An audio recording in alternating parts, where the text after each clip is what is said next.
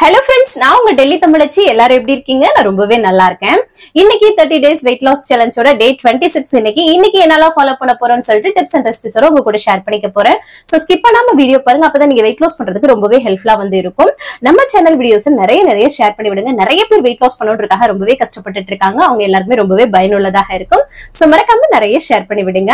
அதுக்கப்புறம் இந்த வீடியோ கண்டிப்பா உங்களுக்கு யூஸ்ஃபுல்லா இருக்கும்னு நினைக்கிறேன். யூஸ்ஃபுல்லா இருந்துச்சுன்னா ஒரு லைக் கொடுத்து என்ன மோட்டிவேட் பண்ணுங்க. நீங்க கொடுக்குற ஒவ்வொரு லைக்கும் இன்னும் நிறைய பேருக்கு நம்மளோட வீடியோவை கொண்டு போய் சேர்க்கும் யூடியூப் ரெக்கமெண்டேஷன்ஸ்ல. சோ அதனாலதான் சொல்றேன், நம்ம சேனலுக்கு நீங்க ஃபர்ஸ்ட் டைம் இருக்கீங்க அப்படின்னா மறக்காம சப்ஸ்கிரைப் பண்ணி சப்போர்ட் பண்ணுங்க. இது வரைக்கும் சப்ஸ்கிரைப் பண்ணி சப்போர்ட் பண்ணிட்டு இருக்க உங்க எல்லாருக்குமே ரொம்ப நன்றி.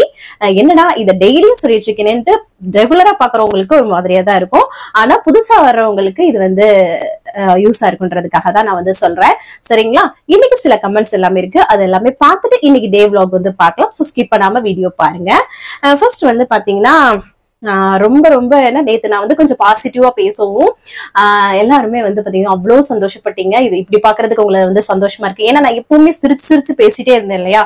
சடனா ஒரு 4-5 நாளா கொஞ்சம் டல்லா இருக்கவும் எல்லாருமே ரொம்ப வருத்தப்பட்டீங்க. இப்படி பாக்குறதுக்கு ரொம்பவே நல்லா இருக்கு சிஸ்டர் உங்களை. அப்புறம் இந்த வார்த்தை சொன்னதும் எங்களுக்கு ரொம்ப சந்தோஷமா இருக்கு அப்படின்னு சொல்லியிருந்தீங்க. அதுக்கப்புறம் இன்னைக்கு பாத்தீங்கன்னா அண்ணனுக்கு கால் பண்ணி இதே மாதிரி கேட்டேன். அப்போ இந்த ஆக்சிஜன் லெவல் ஹைல வச்சிருந்தாங்க இல்லையா, இப்போ கம்மியானதுல வச்சிருக்காங்களாம் பாப்பாவை. சோ அந்த அளவுக்கு கொஞ்சம் இம்ப்ரூவ்மெண்ட் இருக்குன்னு சொல்லியிருக்காங்க. இதுக்கு காரணம் எல்லாமே இந்த கூட்டு பிரார்த்தனைன்னு சொல்லுவாங்களா, ஒருத்தர் வேண்டியதை விட இவ்வளோ பேர் பாத்தீங்கன்னா நம்ம எங்க ஃபேமிலி மெம்பர்ஸ் அங்கே இருக்கட்டும், இந்த ஃபேமிலி மெம்பர்ஸ் நீங்க யாரா இருக்கட்டும், டோட்டல் எல்லாருமே சொல்றேன், நான் சேர்த்து சொல்றேன். எல்லாருமே ஒவ்வொரு ஆளும் ஒவ்வொரு விதத்துல எல்லா கடவுளையுமே நம்ம வேண்டிட்டோம். அந்த கடவுள் எல்லாமே கைவிடாதுன்ற ஒரு நம்பிக்கையில இருக்கும். சோ எல்லாருக்குமே ரொம்ப நன்றிங்க. அதுதாங்க இன்னைக்கு அதை கேட்கவும் என் குரல்ல என்னோட ஃபேஸ்ல எல்லாருக்குமே தெரியும். இப்படி பாக்கணும்னு நிறைய பேர் ஆசைப்பட்டீங்க. கண்டிப்பா இன்னும் நல்லாவே அவங்க கியூர் ஆகி வருவாங்க.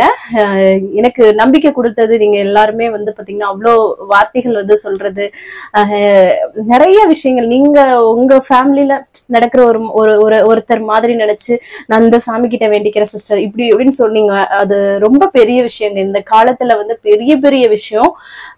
அது நினைக்கும் போது ரொம்ப சந்தோஷமா இருக்கு. இப்ப பாப்பா கொஞ்சம் சொன்னாங்க, அந்த ஆக்சிஜன் லெவல் ரொம்ப பெரிய இதுல வச்சிருந்தாங்கல்ல, கிரிட்டிக்கல்ன்றதுல இப்ப சின்ன ஆக்சிஜன் அந்த பெட்டி சேஞ்ச் பண்ணிருக்கிறதா சொல்லியிருக்காங்க.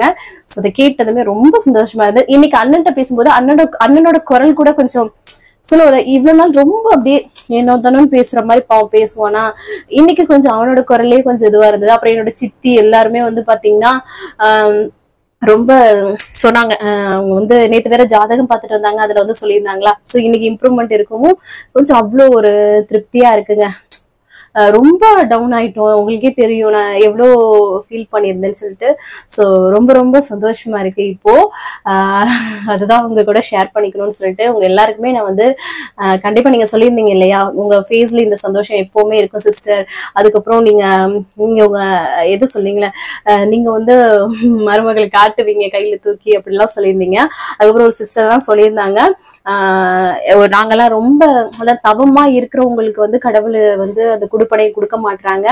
நிறைய பேர் தப்பு பண்ணிட்டு குழந்தைய பெத்துட்டு ரோட்ல போட்டுட்டு எல்லாம் போறாங்க. அதெல்லாம் நடக்குது இல்லையா. அதெல்லாம் சொல்லி ஒரு சிஸ்டர் வருத்தப்பட்டிருந்தாங்க, அவங்களுக்கு குழந்தை இல்லைன்னு சொல்லிட்டு. அதெல்லாம் கேட்கும்போது எவ்வளவு கஷ்டமா இருக்கு. உண்மையாவே நான் நிறைய தடவை யோசிச்சிருக்கேங்க. ஏன்னா வேணும் தவமா கிடக்குறவங்களுக்கு கிடைக்குது இல்ல. ஆனா யூஸ் அண்ட் த்ரோ மாதிரி பிள்ளைய எவ்வளவு இடத்துல பாக்குறோம். ஆழ்துளை கிணறுல கிடக்குது, சும்மா இந்த ஏதோ சாக்கடையில கிடக்குது, அதுல கிடக்குதுன்னு போட்டுட்டு தப்பு பண்ணிட்டு போறவங்களுக்கு எல்லாமே ஃபாஸ்டா கொடுக்குது அந்த கடவுள் அப்படின்னு சொல்லிட்டு சொன்னாங்க. அது உண்மையாவே நானே நிறைய யோசிச்சிருக்கேன். அது நினைக்கும் போது ரொம்ப இதுவா இருக்கு. இன்னொரு சிஸ்டர் சொல்லியிருந்தாங்க, அவங்களுக்கும் 7 வருஷமா குழந்தை இல்லை போல இருக்கு. அவங்களும் சொல்லியிருந்தாங்க. அவங்க எல்லாம் சொன்னது என்னதுன்னா, அந்த குழந்தை எங்க குழந்தை மாதிரி சிஸ்டர், அவங்களுக்கு நான் பேரே வச்சுட்டேன், லட்டுன்னு வச்சுட்டேன் அப்படின்னு சொல்லிட்டு அவ்வளோ ஒரு இதுவா கனெக்டிங்கா இருக்கு. அதுதான் சொல்லுவாங்களே அதான் சொல்றேன், அவ்வளவு ஏங்குறவங்களுக்கு கடவுள் ஏன் இப்படி சோதிக்கிறாரு அப்படின்லாம் எனக்கு யோசனையா இருக்கும். எந்த கடன் தொல்லையா இருக்கட்டும், இல்ல வேலை இல்ல, எந்த விஷயம் வீட்டுல எவ்வளவு பிரச்சனைகள் இருந்தாலும் இந்த குழந்தைன்ற ஒரு பாக்கியம் மட்டும் பாத்தீங்கன்னா எந்த எதிரிக்குமே நடக்கக்கூடாத ஒரு இது, எதிரிக்குமே நடக்கக்கூடாத ஒரு தவறுனா இந்த குழந்தை இல்லாம இருக்கிறது. ஸோ கடவுள் வந்து எல்லாருக்குமே அந்த அனுகிரகத்தை மட்டும் கொடுக்கணும்னு நான் நினைக்கிறேன். ஏன்னா நம்ம வந்து எவ்வளவு பிரச்சனைகளை வேணா சமாளிச்சிடலாங்க. ஒரு சாப்பாட்டுக்கு பிரச்சனையா இல்ல வேலை பிரச்சனையா எதுனாலுமே நம்ம வந்து சமாளிச்சிடலாம். ஆனா இந்த ஒரு இதை வந்து அந்த கடவுள் வந்து எதிரிக்குமே இந்த கொடுமையை வந்து கொடுக்கவே கூடாது. ஸோ அதனால நான் வந்து நினைக்கிறேன். ஸோ எல்லாருக்குமே ரொம்ப ரொம்ப நன்றி இவ்வளவு தூரம் வந்து. ஏன்னா எனக்கு என்னன்னா இப்படி எனக்கு அப்படி ஆயிடுச்சுங்க. இப்படி கொடுத்த குழந்தை இவ்வளவு பிரச்சனை பண்ணிட்டு இருக்கே, கடவுளை என்னமாகுமோ அப்படின்னு பயப்படும் போது இது கொஞ்சம் லேட்டா கூட கொடுத்துருக்கலாமா அப்படிலாம் திங்கிங் அப்படியே பயங்கரமா கற்பனையில என்னென்னமோ வந்து போகுதுங்க நெகட்டிவா. அது எல்லாருக்குமே அது வரும் இல்லையா? நம்ம ஒரு பதட்டத்துல இருக்கும்போது கண்டதும் நம்மளோட கற்பனையா வந்து கண் எதிர வந்துட்டு போகும் இல்லையா? ஸோ அந்த மாதிரிலாம் இருந்தது. அதுதான் வந்து சொல்றேன். ஸோ பாசிட்டிவா இருக்குங்க. நிறைய பேர் சொல்லியிருந்தீங்க அதெல்லாம் நல்லா பார்ப்பாங்க. ஏன்னா இந்த மாதிரி சொல்லியிருந்தீங்க இல்லையா? நிறைய பேர் இந்த மாதிரி மீண்டு வந்திருக்கிறோம் அப்படின்னு சொல்லிட்டு நம்ம சிஸ்டர்ஸே நிறைய பேர் சொல்லியிருக்கீங்க. ஸோ அந்த தைரியம் தாங்க எனக்கு இவ்வளவு தூரம் வந்து இது பண்ணிச்சு. ரொம்ப ரொம்ப சந்தோஷமா இருக்கு. இன்னும் அடுத்தடுத்த நம்ம ஊருக்கு போகையில பாப்பா வந்து வீட்டுல இருக்கணும்னு சொல்லிட்டு நான் வந்து ரொம்ப ஆசையா இருக்கேன். சரி, அது வேண்டிக்கிட்டே இருப்போம் கடவுளை. சரிங்களா? வாங்க. அதுக்கப்புறம் வந்து பிரேமா அம்மா, ஹாய்மா, எப்படி இருக்கீங்க? அம்மா, உங்களோட அம்மா வந்து இறந்துட்டாங்கன்னு சொன்னீங்க. ரொம்ப வருத்தமாதாமா இருக்கு. கொஞ்சம் மனதைரியமா இருங்க. ஏன்னா அம்மான்ற இடத்த யாராலையுமே பூர்த்தி பண்ணவே முடியாது. நான் வந்து நானே அனுபவிச்சிருக்கேன். ஸோ அதனாலதான் நான் வந்து அந்த எது சொல்ல 15 வயசுல நான் அதை அனுபவிச்சேன். நீங்க வந்து இப்ப இதுப்பா இருக்கீங்க. கண்டிப்பாமா நம்ம கூட எப்பவுமே இருப்பாங்க அவங்க. அதுதான் வந்து சொல்லுவேன். ஸோ நீங்களுமே நிறைய பிரார்த்தனை எல்லாம் பண்ணியிருந்தீங்கம்மா நமக்கு, பாப்பாவுக்காக. உங்களுக்கும் ரொம்ப ரொம்ப நன்றிமா. இந்த சூழ்நிலை நீங்களே வந்து ஒரு கவலையான விஷயத்துல இருக்கீங்க, ஆனா நமக்கு வந்து யோசிச்சிருக்கீங்க பாருங்களேன், பெரிய மனசுமா. ரொம்ப ரொம்ப நன்றிமா. அதுக்கப்புறம் வந்து பாத்தீங்கன்னா ஒரு சிஸ்டர் கேட்டிருந்தாங்க. நான் வந்து பாத்தீங்கன்னா சிஸ்டர் இப்போ 5 நாள் தான் நான் ஆச்சு நான் ஸ்டார்ட் பண்ணியே உங்க வீடியோ பார்த்து. நீங்க நெக்ஸ்ட் வெயிட் லாஸ் சேலஞ்ச் இப்ப 30 days முடிய போகுது, நெக்ஸ்ட் எப்போ போட போறீங்கன்னு சொல்லி கேட்டிருந்தீங்க. நான் வந்து ஊருக்கு போறேன். அது வந்து நீங்க புதுசா இருக்கனால உங்களுக்கு தெரியல நினைக்கிறேன். நான் ஊருக்கு போயிட்டு வந்துட்டு வேணா நான் அடுத்த சேலஞ்ச் வந்து ஸ்டார்ட் பண்றேன். ஸோ அது வரைக்கும் கொஞ்சம் வந்து நான் வந்து ஏதாவது ஒரு விளாக் வந்து பண்ணிட்டே இருப்பேன். ஏன்னா நிறைய பேர் ஊருக்கு போயிட்டும் ஏதாவது ஒரு வீடியோ போடுங்கக்கா அப்படின்னு சொல்லியிருந்தீங்க. நான் கண்டிப்பா ஷார்ட்ஸ் ஆகுது ஏதாவது ஒண்ணு வந்து போட்டுட்டே இருக்கேன். ஏன்னா நெட்வொர்க் இஷ்யூஸ் எல்லாம் இருக்கலாம் இல்லையா அப்லோட் பண்ணும்போது. அதனாலதான். அதுக்கப்புறம் வந்து வனிதான்னு ஒரு சிஸ்டர் வந்து சொல்லியிருந்தாங்க.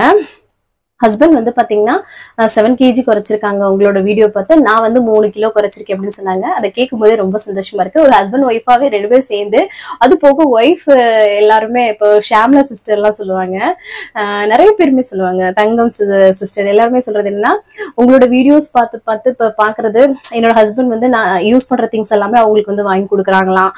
அப்புறம் வந்து பாத்தீங்கன்னா தங்கச்சி சொல்றதை கேளு, உன்னோட வெயிட் லாஸ்க்கு காரணம் அவங்கதான் அப்படின்ட்டு அவங்க வந்து சொல்றாங்களா. இப்ப நம்ம சிஸ்டர்ஸ் எல்லாம் வந்து சொல்றது வேற, அவங்களோட ஹஸ்பண்டுமே சொல்றாங்களா, கிரெடிட் வந்து நமக்கு கொடுக்குறாங்க. சோ அது எவ்வளவு சந்தோஷமா இருக்கு இல்லையா? ஏன்னா அவங்க வீட்டுல அது நடக்கவே நடக்காதுன்னு நினைச்சிட்டு இருந்த ஒரு விஷயம் நடக்குதுன்னு போது அவங்களுக்கு அவ்வளவு சந்தோஷமா இருக்கு. சோ இதுதாங்க, வேற எதுவுமே கமெண்ட்ஸ் எல்லாம் வரல. சோ அதுதான். சரி, வேற ஏதாவது டவுட் இருக்குன்னா கமெண்ட்ஸ்ல சொல்லுங்க, அடுத்தடுத்த வீடியோ ஷேர் பண்றேன். இன்னைக்கு டே விளாக் வந்து பார்க்கலாம். கொஞ்சம் சிம்பிளா தான் இருக்கும். கண்டிப்பா ஏதாவது ஒரு விஷயம் இருக்கும். ஏன்னா ஒரு 4 நாள் இப்படிதாங்க இருக்கும். ஏன்னா நான் மைண்ட் இப்பதான் கொஞ்சம் இதுவாயிட்டு வரேன், அதனாலதான் அப்படி இருக்கு. சோ கொஞ்சம் அட்ஜஸ்ட் பண்ணிக்கோங்க. இருந்தாலும் ஏதாவது ஒரு அதுல ஒரு டிப்ஸ் அண்ட் ஐடியாஸ் வந்து கண்டிப்பா கொடுப்பேன். வாங்க பார்க்கலாம், ஸ்கிப் பண்ணாம பாருங்க. காலையிலேயே நல்லா வந்து ஃப்ரெஷ்ஷாக வந்து டேவை வந்து ஸ்டார்ட் பண்ணியாச்சு. அதுக்கப்புறமா வந்து பார்த்தீங்கன்னா எம்டி ஸ்டமக்கில் வெயிட் வந்து செக் பண்ணுவோம்ல, இன்னைக்கு கொஞ்சம் லேட்டாக தான் வந்து செக் பண்ணேன். ஆனால் வந்து கண்டிப்பாக வந்து வெயிட்டை வந்து காமிச்சிருக்கேன். சரிங்களா? ஏன்னா அக்கா அதை காட்ட மாட்டீங்கன்னு சொல்லிட்டு நிறைய பேர் இருந்தீங்க. ஸோ அதனால காலைல எம்டி ஸ்டமக்கில் குடிக்கிறதுக்கு ஃபர்ஸ்ட் வந்து ஹஸ்பண்ட்க்கு வந்து அவங்களுக்கு வார்ம் வாட்டர் தான் அவங்களுக்கு கேட்டாங்க. ஸோ அவங்களுக்கு கொடுத்துட்டு அதுக்கப்புறமா எனக்குமே வந்து பார்த்தீங்கன்னா நல்லா பெரிய கிளாஸில் வந்து வார்ம் வாட்டர் தான் வந்து எடுத்துக்கிறேன். நீங்கள் நார்மல் தண்ணியை குடிக்கிறத விட இந்த மாதிரி வார்ம் வாட்டர் குடிங்க. ஓவர் சூடாக வந்து குடிச்சிடாதீங்க. ஸோ அதான் காலைல எந்திரிச்சதும் நல்லா தண்ணி குடிச்சிங்கன்னா வச்சுக்கோங்களேன், ரொம்ப நல்லது. ஸோ அதான் நான் எப்போவுமே காட்டுற மாதிரி ஏதாவது ஒன்று வந்து காலையில் குடிச்சிட்டு அதுக்கப்புறமா நீங்கள் வந்து அடுத்த இதெல்லாம் சாப்பிடணும், பிரேக்ஃபாஸ்ட் எல்லாமே. ஸோ அதனால தான் சொல்கிறேன். அதுக்கப்புறம் தம்பியோட லஞ்ச் பாக்ஸ்க்கு இன்றைக்கி வந்து என்ன சொல்லிட்டான்னு பார்த்தீங்கன்னா, குட்டி குட்டி தோசையும் இட்லி பொடி நல்லெண்ணெய் வேணும் அப்படின்ற மாதிரி சொல்லிட்டான். ஸோ அதை தான் வந்து பண்ண போகிறேன் சிம்பிளாக. ஸோ அவங்களுக்கு பிடிச்ச மாதிரியே கொடுத்துடலாம் இல்லையா? வீட்டுக்கு வந்து அப்புறம் சாப்பாடு சாப்பிடுவாங்க. சரி, சைட் பை சைடு வந்து பாலையும் வந்து காய்ச்சிட்டேன். காலையில் வந்து அவனுக்கு வந்து ஒரு பிரெட்டையும் டோஸ்ட் பண்ணி பட்டர் அப்ளை பண்ணி கொடுத்துடலாம் அப்படின்னு சொல்லிட்டு நாங்கள் வாங்குறது இந்த பிரெட்டு தாங்க, ப்ரௌன் பிரெட்டு. சரிங்களா? இந்த பாருங்கள், அவருக்கு குட்டி குட்டி தோசையும் இட்லி பொடி நல்லெண்ணெய் வச்சு அவருக்கு பேக் பண்ணிட்டு அப்புறம் பாலையும் ஆற்றி கொடுத்துடலாம் அப்படின்னு சொல்லிட்டு. ஏன்னா ஸ்கூல்ல மேம் சொன்னாங்க பிள்ளைங்களுக்கு பசிக்கும், காலையில ஏதாவது கொடுத்து அனுப்புங்க. நாங்கள் கொடுத்தா இவன் வந்து சாப்பிடவே மாட்டான். ஸோ அதனாலதான் இன்னைக்கு வந்து கம்பல் பண்ணி வந்து பார்த்தீங்கன்னா கொடுத்து அனுப்புறது இப்போ 2 நாளா. அப்புறம் அம்மாச்சிக்குமே வந்து பிரெட்டை டோஸ்ட் பண்ணி அவங்களுக்கும் வச்சுட்டேன் தனியாக. அதுக்கப்புறம் பால் காய்ச்சினேன் இல்லையா, அதுலேயே அவங்களுக்கு காஃபியை போட்டுட்டு அப்புறம் அவங்களுக்கும் கொண்டு போய் வந்து காலைல பிரேக்ஃபாஸ்ட் வந்து கொடுத்துட்டு வந்துட்டேன். அதுக்கப்புறம் நான் வந்து டக்குன்னு குளிச்சு வந்து ஃப்ரெஷ் அப் ஆகிட்டு மாடிக்கு போய் வந்து சாமி கும்பிட்றதுக்காக. இன்னைக்கு வந்து நவராத்திரியோட 2வது நாள் இது. ஸோ அதான் ஹஸ்பண்ட் வந்து ஆல்ரெடி குளிச்சுட்டு இங்கே போயிட்டாங்க. ஸோ அதான். ஸோ அதுக்கு முன்னாடி சரி வெயிட்டை வந்து உங்களுக்கு செக் பண்ணிடலாம் சொல்லிட்டு சடனாக ஞாபகம் வந்துச்சு. அதான் 58.60 வந்து இருக்குது, 58.60 வந்து இருக்குது. ஓகே சூப்பர் இல்லையா. அதுக்கப்புறமா ஹஸ்பண்ட் வந்து திருப்பி அனுப்பிச்சி விட்டாங்க. இந்த கங்கு வந்து பார்த்தீங்கன்னா சாம்பிராணி போடுறதுக்காக நல்லா சூடு பண்ணிட்டு வா அப்படின்னு சொல்லிட்டு நல்லா கங்கு வந்து பார்த்தீங்கன்னா எடுத்துகிட்டு வந்துட்டு சூப்பராக வந்து சாம்பிராணினா போட்டு இந்த சாம்பிராணி மனம் இதுக்கெல்லாம் வந்து பார்த்தீங்கன்னா அப்படி ஒரு பாசிட்டிவ் வைப்பாக இருக்கும். யாரெல்லாம் ஃபீல் பண்ணிருக்கீங்கன்னு சொல்லி கமெண்ட்ல சொல்லுங்க. அது ஒரு மாதிரி பாசிட்டிவ் வைப்பா இருக்கும் இல்லையா.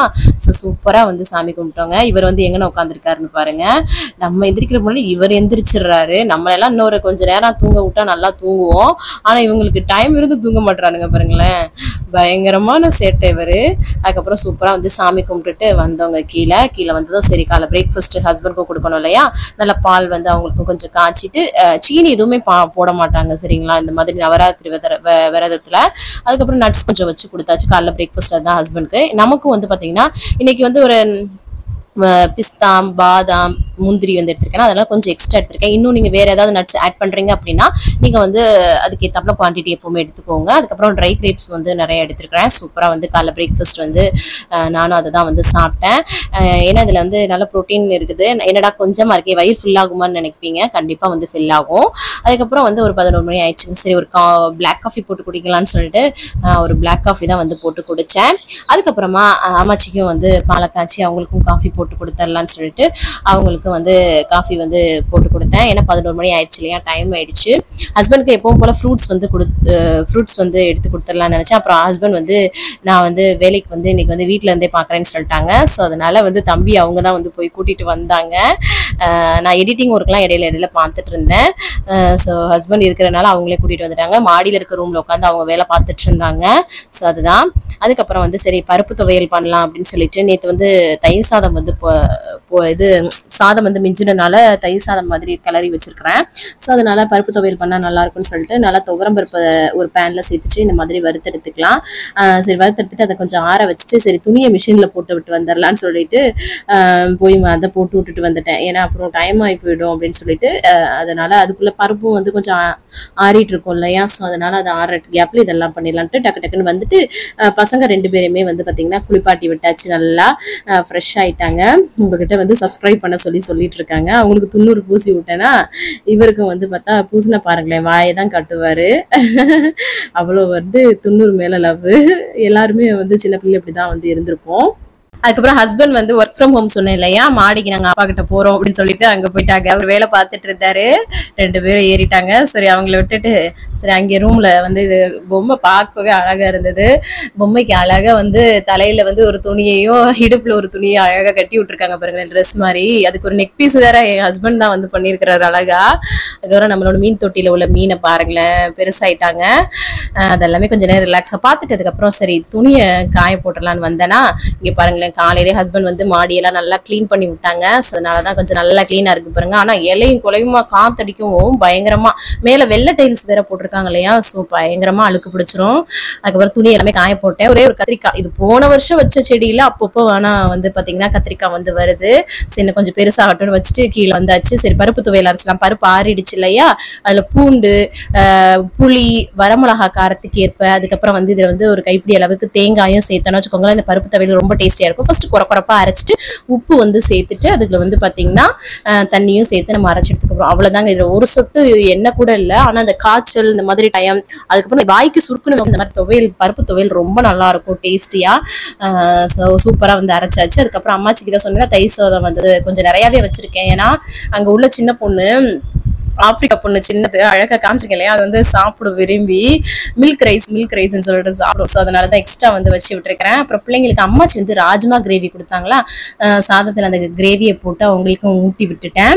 அதுக்கப்புறம் உருளைக்கிழங்கு இருக்கு இல்லையா, அது வந்து நேற்று அவிச்சது நம்மளது 2 பேலன்ஸ் இருந்தது, ஒன்று தான் சாப்பிட்டாங்க ஹஸ்பண்ட், அதை ஃப்ரிட்ஜில் வச்சிருந்தேன். அப்புறம் அம்மாச்சி ஒரு உருளைக்கிழங்கு காலையில் அவிச்சன்னு கொடுத்தாங்களா, ஸோ அதை வந்து தாளிச்சு விட்டுலாம் சும்மா மசாலா கிழங்கு மாதிரி சொல்லிட்டு தோலெல்லாம் உரிச்சிட்டு இந்த மாதிரி வந்து பிசைஞ்சு விட்டுக்கிறேன் குட்டி குட்டி பீஸா.